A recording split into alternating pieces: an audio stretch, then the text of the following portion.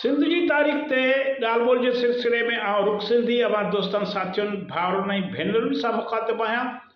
अवां सभिनी खे मुंहिंजे तरफ़ां सलाम।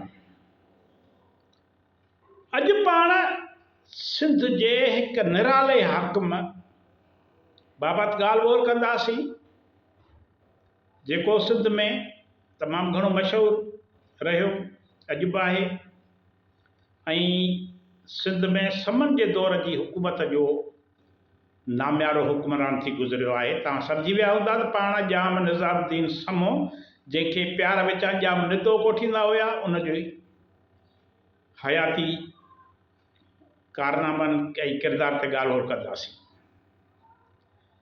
जाम निज़ामुद्दीन समो, जंहिंखे सिंध जा माण्हू मुहबत सां जाम निदो सॾींदा हुआ, जी जेका ज़िंदगी हुक्मरानी ऐं सिंध ते संदसि सियासी समाजी ऐं इल्मी असर मौजूदु आहे, काफ़ी वक़्त ताईं मौजूदु रहियो।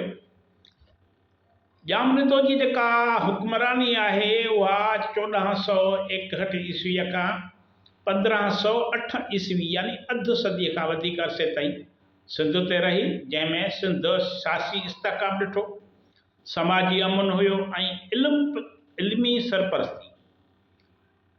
सरपरस्ती में पंहिंजे सिंध उरूज ते पहुती। हिन दौर में संदसि दौर में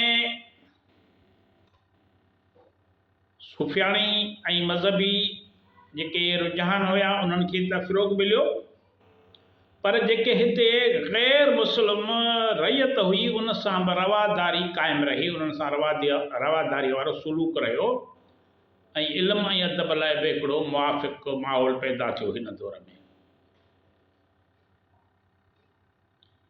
जाम निदो मर्दमशनास हुक्मरान हुयो, पंहिंजे रैयत जे हर तबके लाइ इंसाफ़ ऐं भलाईअ जो ज़रियो बणियो। जाम निज़ामुद्दीन समो उर्फ़ जाम निदो सिंध जे समन जी सुल्तनत जो आख़िरी वॾो हुक्मरान हुयो। उनखां पोइ त हुनजो पुटु आयो, पर हीउ जेको हुयो आख़िरी वॾो हुक्मरान, जंहिं सिंध खे मुतहद रखियो, सिंध जे सरहदुनि जो दिफ़ा कयो। हिन न रुॻो सियासी ताक़त सां हुक्मरानी कई, पर पंहिंजी शख़्सियत जी नेकी तक़वा सां माण्हुनि जे दिलनि ते बि राज कयो। इहो तारीख़दान था लिखनि। संदसि दौर खे सिंध जे तारीख़ में हिकु सुनहरी दौर तौरु ॾिठो वञे थो, जंहिंमें न रुॻो मुआशी ख़ुशहाली पर इल्म, अदब, ज़रायत में गैर मामूली तरक़ी सिंध हासिल कई। जाम निदो नेक हुयो, मुतक़ी हुयो ऐं मुंतज़िम हुक्मरान हो। संदसि दौर में मुल्क अंदरि अमन अमान हुयो, ख़ुशहाली इख़लाक़ी बुलंदी ॾिसण में आई।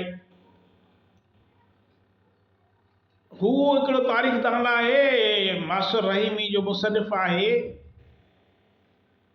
उहो लिखे थो त जाम निदे जी आला हैसियत सॼे हिन इलाइक़ाई जेको खितो हुयो, ही सॼो खितो उन में उनजो इतराफ़ हुयो त हीउ भई जाम निदो इंसाफ़ पसंद हुक्मरान आहे।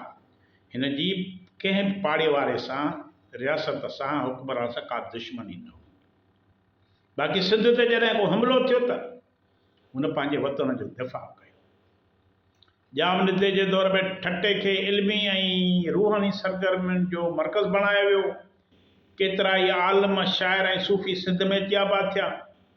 अल्लामा जलालुद्दीन दोआनीअ जा शागिर्द मीर शम्स ऐं मीर मुईन बि ठटे में अची रहिया ऐं हुननि इल्मी ख़िदमतूं सर अंजाम ॾिनियूं। उन हवाले सां जेके तोहफ़तुल कलाम जो किताबु आहे तारीख़ ते ऐं मकलीनामो आहे, उन्हनि माख़ज़नि मां मालूम थिए थो त सिंध जे दीनी ऐं दुनवी इल्मनि में हिकु नओं बाब खोलियो, दीन ऐं दुनिया। जाम निदो सिर्फ़ु मुस्लमान रैयत लाइ न, पर हिंदू बिरादरियुनि लाइ बि अमन ऐं ख़ुशहालीअ जा दरवाज़ा खोलिया। केतिरा ई हिंदू अमीर ऐं वज़ीर संदसि हुकूमत में अहम उहिदनि ते फ़ाइज़ रहिया। संदसि दौर में मज़हबी या फ़र्क़े वाराणा जहिड़ा मौजूद न हुया। इहो ई सबबु आहे जो रैयत पाण खे निहायत महफ़ूज़ ऐं आसूदा हाल महसूसु कंदी। जाम निदे पंहिंजे ज़माने में वॾो मर्दमशनास हुक्मरान साबित थियो, जंहिंखे माण्हूअ जी सुञाणप हूंदी। हिन दूल्हा दरिया ख़ान जहिड़े नौजवान खे मामूली हैसियत मां खणी वज़ीर आज़म ऐं सिपह सालार जे उहिदे ते पहुचायो। साॻी रीति संदसि वज़ीर दिलशाद ख़ान बि बखर में इस्लाही क़दम खणी शोहरत माणी। अहिड़ी हिकमत अमलीअ सां जाम निदे हुकूमत जे इदारनि खे मज़बूत कयो। जाम निदे जे दौर में सिंध जा पाड़ेसरी जेके इलाइक़ा उहे बि उन वक़्तु नाम्यारनि हुक्मराननि जे हथ हेठि हुया, जीअं बहलोल लोधी, सुल्तान महमूद बेगड़ो ऐं शाह हुसैन बाइकरा।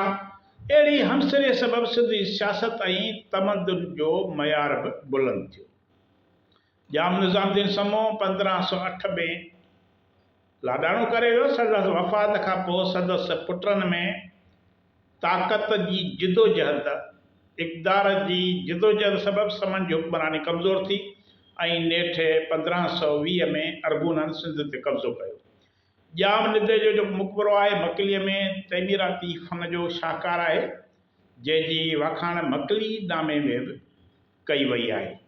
जाम निज़ामुद्दीन समूह जाम निदो सिंध जी तारीख़ जो अहिड़ो हाकुम हो जंहिं पंहिंजे हुक्मरानीअ खे ख़िदमत, इल्मी सरपरस्ती ऐं रैयत जे भलाईअ जो ज़रियो बणायो। संदसि दौर में मज़हबी रवादारी, इल्मी तरक़ी ऐं सियासी इस्तेहकाम सिंध खे हिकु मिसाली मुआशरे में तब्दील करे छॾियो। तव्हांजी वॾी वॾी महिरबानी। ईंदड़ वीडियो ते इजाज़त ॾींदुसि।